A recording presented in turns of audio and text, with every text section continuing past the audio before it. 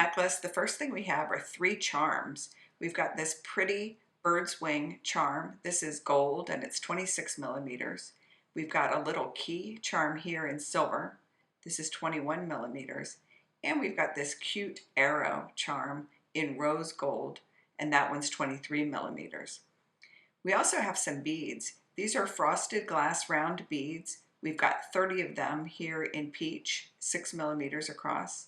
And we have 30 of them in yellow. This is a pale yellow frosted glass round bead, 6 millimeters also. Then we've got 14 of the frosted glass beads in blue. This one's a little bit more of a faceted rondelle, but it's still 6 millimeters. Then we're going to put the charms on these pretty rings. This is kind of a twisted rope design on these silver rings. And these rings are 11 millimeters across. And to do that, we're going to use our jump rings. We have 8 jump rings total, 5 millimeter. And 2 of those are going to help us put the ends on our project. We're going to do that with clamshell bead tips, 2 in silver, crimp beads, number 1 size in silver, and a silver lobster clasp that has 2 parts, 1 for each end. This is a bead stringing project, so we're going to put it together on bead stringing wire. And for this one, we like using size 19 strand as our type of bead stringing wire, and we're using a silver color. For tools, we're going to use round nose pliers, we're going to use chain nose pliers, and we're also going to use our wire cutters. To make the necklace, the first thing we're going to do is we're going to put our charms onto these pretty twisted rope designed silver rings. And to do that, we're going to use jump rings. What we want to do is we want to open the jump ring here using 2 pairs of pliers. This is the best way to open a jump ring. You want to find the opening in the jump ring. There's a little cut. I can see it at the top here. And if you're having trouble seeing where the slit is in your jump ring, you can hold it up to the light and you can see light through that little cut. And the way you open a jump ring is with 2 pairs of pliers, you grasp on either side of that cut and you want to push one side down towards the table. I'm using the left side push down, and one side up towards the sky. And what that does is it keeps the round shape of the jump ring so that you can make it a circle again when you close it. So I like to keep holding onto the jump ring with the pliers so that my fingers don't get in the way. And then I can slide on my little key charm here and I can close this jump ring. And then I'm going to use 1 more jump ring. And the second jump ring will attach to the twisted rope ring. So I'm going to close it the same way.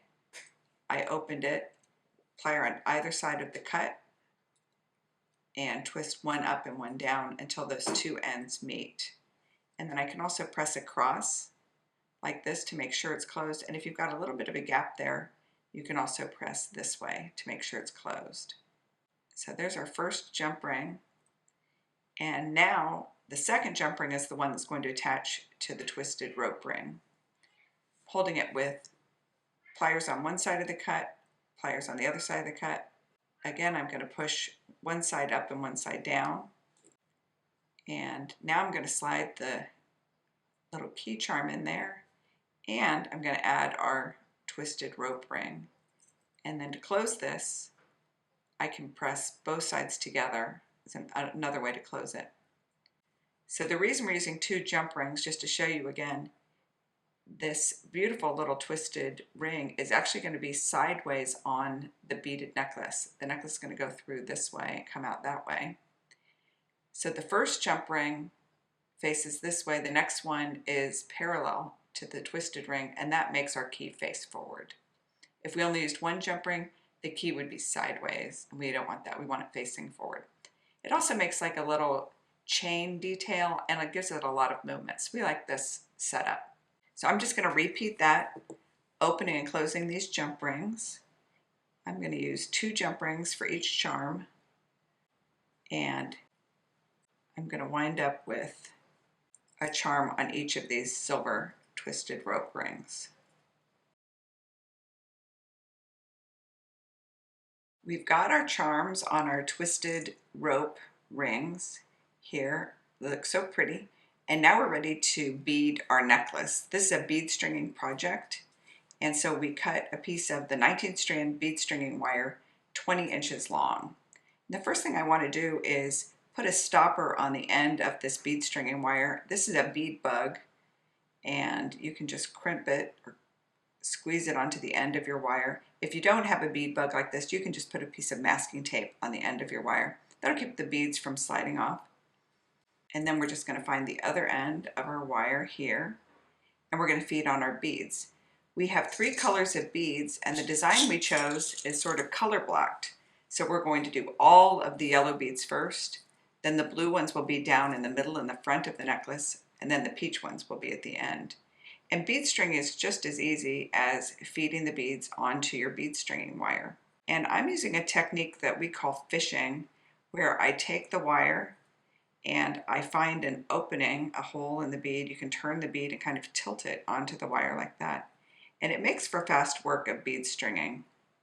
And this necklace, when it's finished, will be about 17 inches long, kind of a princess length. And if you wanted to make this a longer necklace, just use longer piece of bead stringing wire. And of course, you'll need more beads. So I almost have all the pale yellow ones on. Put this last one on. Another way to feed on beads is to hold them one at a time and feed it on like that. And now that I have all the yellows on, I'm going to put the blues on. The blue beads are going to sit in the center of the necklace. So the charm rings will sit right on top of the blue beads. And if you wanted to do this in 2 colors instead of 3, you could keep the center focus like we have with the blue beads, but then match the sides instead of having peach on one side and yellow on the other. Do all yellow on each side or all peach. And that also would still have a color blocking effect. So I'm just going to keep on feeding on these beads, and when I have the blue ones on, I'll feed on all of the peach ones, and then I'll show you how to put on the clasp. So we finished beading our necklace. It looks so pretty with the color blocking. And now we're going to put on the ends and the clasp. So I'm going to take the side that doesn't have the bead bug, that's this end. And to put on the clasp, I want to use a clamshell bead tip first. A clamshell bead tip is a little silver clam-shaped finding, and it's got a little tiny opening in the bottom. And what you want to do is feed your wire up through the bottom of the clamshell like that. Then what you can do is put a crimp bead on the end of your wire. And a crimp bead is a tiny piece of metal. It's a little metal tube sort of. And it's meant to be flattened. And when you flatten it on wire, it holds its place and stays fixed on the wire. So the way you do that is you use your chain nose pliers and you just press hard on the crimp bead, and it flattens and turns into a little stopper like that.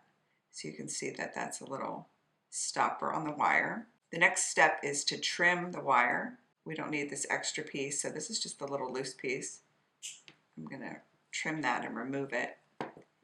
And then the clamshell bead tip will slide up over the crimp bead like that. And from here you can close it using your chain nose pliers. And the nice thing about a clamshell bead tip is the crimp bead holds the wire inside the clamshell bead tip. And then the clamshell bead tip is sort of looks like a silver bead, and then it has a little loop at the end. So I'm just going to press that together. We can use this little loop to attach our jump ring and lobster clasp. So here's a jump ring. This is from our original 8. We used 6 of these when we put on the charms onto our twisted rope rings. And I saved 2 for the jump ring. I'm going to open it the same way I did before with 2 pairs of pliers. And then I'm going to slide on that little clamshell bead tip, the little loops at the end. And I'm going to slide on our lobster clasp. I like to hold on to the jump ring while I'm working, and then my fingers don't get in the way.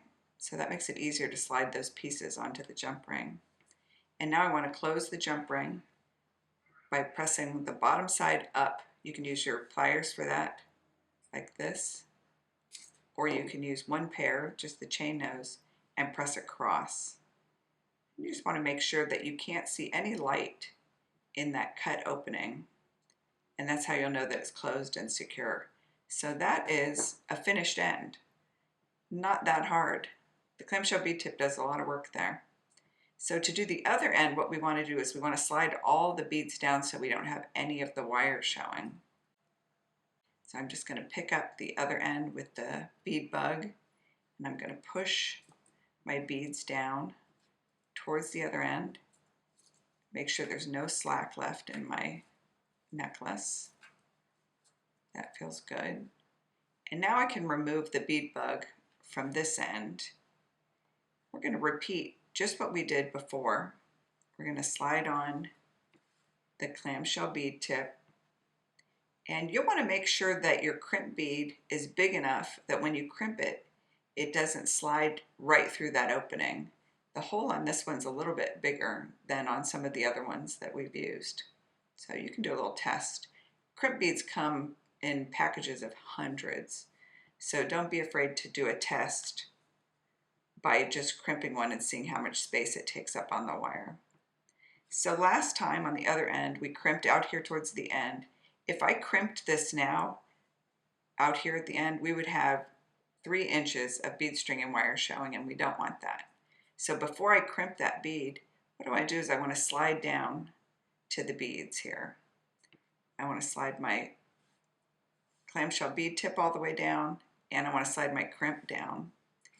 And what I've got now is the crimp bead is inside this clamshell bead tip. So this may be the trickiest part of our clasp here, is I need to crimp this inside the clamshell.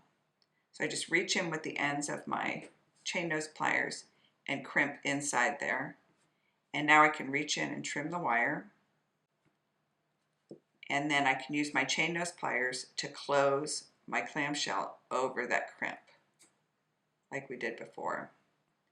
And now I want to use my pliers to open a jump ring again. This we're going to do it just like before with 2 pliers.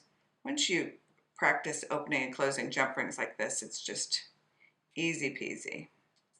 And our lobster clasp came with this cute little end, the other end of the clasp.